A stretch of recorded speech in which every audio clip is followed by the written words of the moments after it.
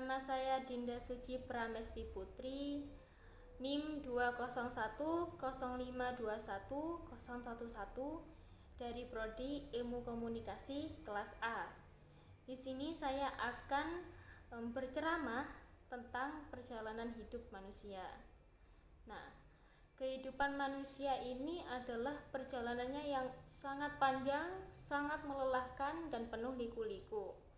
Nah, kehidupan manusia ini ada berbagai tahapan.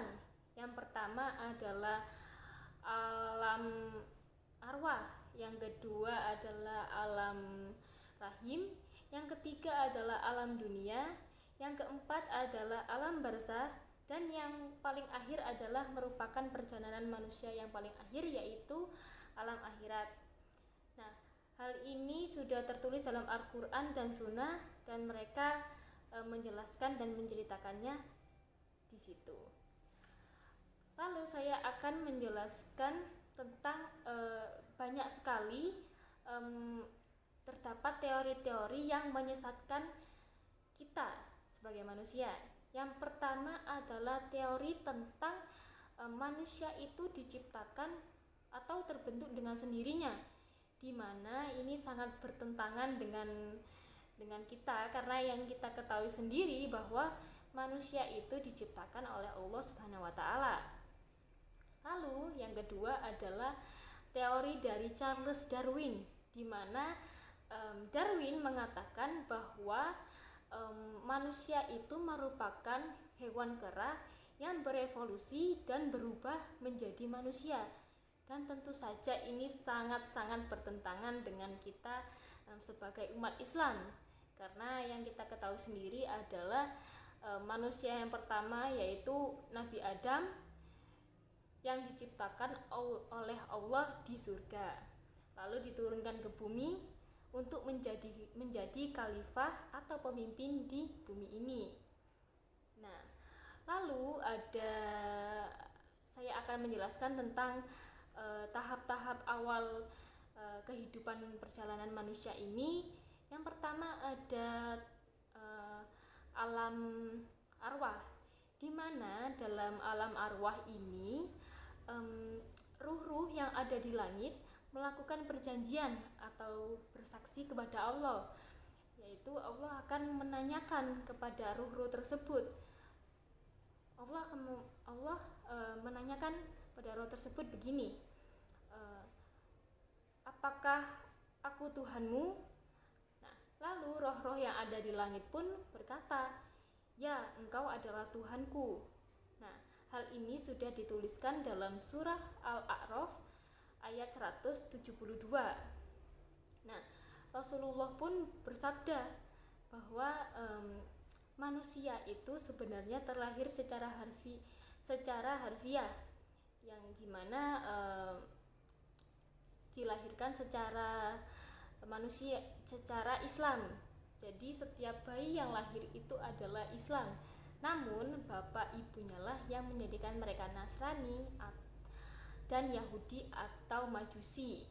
Nah, yang kedua adalah tahap rahim, di mana dalam tahap rahim ini 40 hari menjadi nutfah, 40 hari menjadi segumpal darah, lalu 40 hari lagi menjadi segumpal daging. Nah, di mana ini saat ibu kita berumur 3 atau 4 bulan di dalam kandungan ini, Allah mengutus malaikat untuk meniupkan ruhnya ke dalam tubuh kita, lalu mencatatkan seperti rizkinya, ajalnya bagaimana, dan apakah hidup bahagia atau sengsara. Nah, lalu dalam fase rahim ini, di mana ibu kita itu mengandung kita selama 9 bulan, lalu akan melahirkan kita, begitu. Lalu selanjutnya ada tahap dunia. Nah, tahap dunia ini adalah tahap di mana kita lahir di dunia menjadi manusia, dan bayi yang baru saja dilahirkan. Nah, di mana dalam fase ini ibu kita sudah menyusui kita, lalu ada tahap anak-anak di mana di dalam alam dunia ini anak-anak kita masih bermain, masih ingin mengetahui apapun. Lalu ada menjadi dewasa. Nah, di mana menjadi dewasa ini seperti berumur antara 13 sampai 20 tahunan, di mana kita itu menjadi dewasa ini cara berpola pikirnya, tubuhnya kita sudah mulai tinggi, sudah mulai akhir balik, dimana kalau misalnya kalau perempuan itu menstruasi gitu kan, kalau cowok biasanya mimpi basah begitu. Nah, di dalam alam dunia ini tuh kita juga nanti akan menjadi tua, dimana udah mulai ringkih tubuhnya, gampang sakit. Nah, lalu di dalam dunia ini juga kita tuh mempelajari agama, mempelajari semua hal yang ada di dunia untuk dan mengetahui gitu bagaimana apa itu Islam, siapa itu Nabi Muhammad, terus kita mempelajari sholat, mengaji, lalu menjalankan perintah Allah dan menjauhi larangan-larangan yang telah Allah perintahkan. Nah, lalu ada alam barzah. Nah, di mana alam barzah adalah alam setelah kita berada di dunia, di mana kita akan merasakan yang namanya meninggal, lalu dikuburkan. Nah, setelah dikuburkan tersebut akan ada dua malaikat yang akan datang menghampiri kita, yaitu malaikat mungkar dan malaikat nakir. Nah, kedua malaikat ini akan mempertanyakan beberapa perkara. Yang pertama adalah siapa Tuhanmu, yang kedua apa agamamu, yang ketiga siapa nabimu, yang keempat apa kitabmu, yang kelima di mana kiblatmu, yang keenam adalah siapa saudaramu. Nah, tentu saja kita sebagai umat Islam yang beriman akan mudah menjawab pertanyaan-pertanyaan tersebut. Nah, untuk pertanyaan pertama ada siapa Tuhanmu? Tentu saja kita akan menjawab Allah Tuhanku.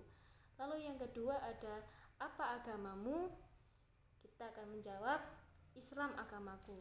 Lalu yang ketiga siapa nabimu? Tentu kita akan menjawab Nabi Muhammad Sallallahu Alaihi Wasallam adalah nabiku.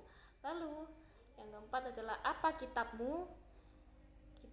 Kitabku adalah Al-Quran. Lalu yang kelima, di mana kiblatmu? Ka'bah kiblatku. Lalu siapa saudaramu? Muslimin dan muslimat adalah saudaraku.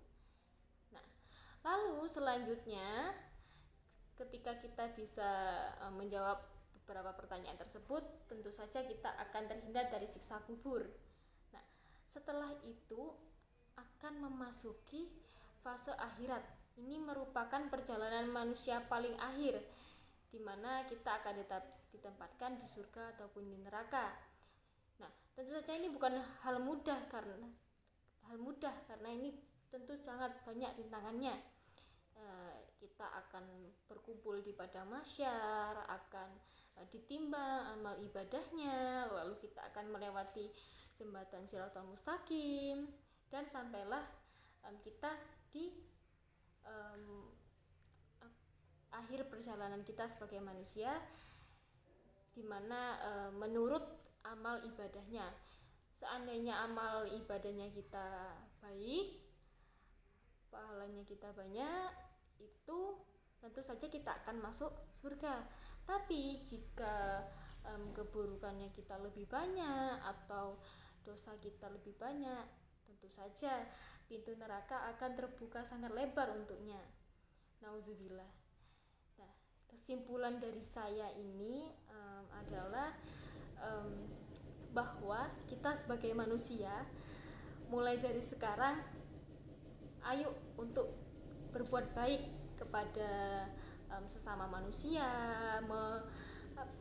menabung pahala yang banyak, lalu menjauhkan maksiat yang ada di dunia, terus menjauh larangan-larangan yang diperintahkan oleh Allah, dan memperbanyak sholat, ibadah, berdoa kepada Allah, meminta untuk senantiasa diberikan kemudahan baik di dunia maupun di akhirat.